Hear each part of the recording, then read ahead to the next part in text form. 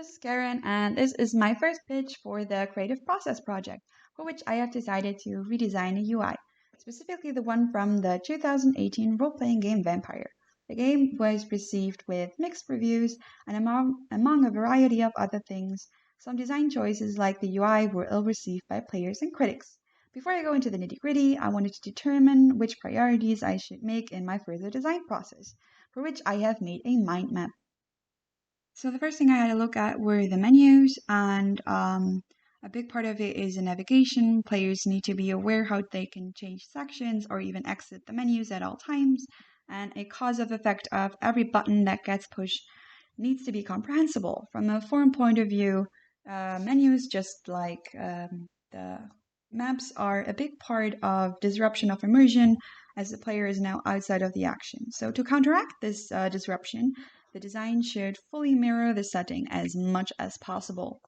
The third thing to look at would be the dialogues, and this is where RPGs can fully shine.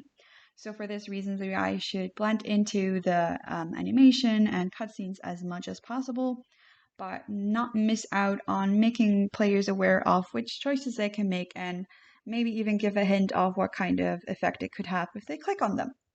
And last but not least is the fighting.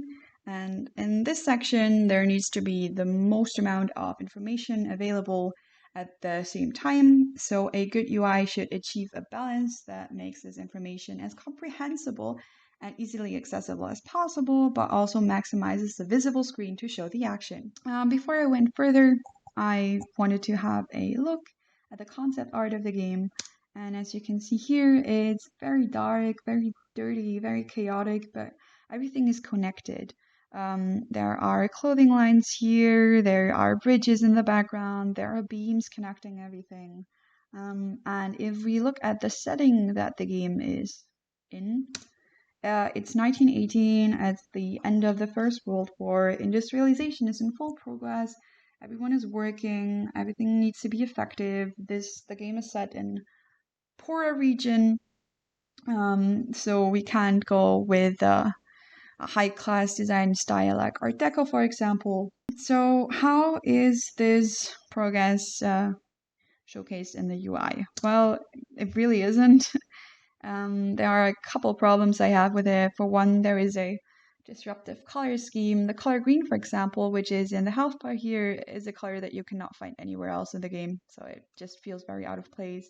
There is an incohesive design. There are 6 different parts to this UI, and all of them look like they were designed by a different person.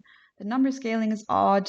Like, why is the number of bullets left so small, but I can clearly see the level of my enemy, which is just not something that I need to be aware of at all times, or the amount of seconds it takes for something to replenish. It's just nobody has time to look at that during a fight, and the experience points are also just not important. Everything is super spaced out, so I could not have a look at my health bar at the same time as how my skills could be used or how much resources I have left. It just doesn't make much sense.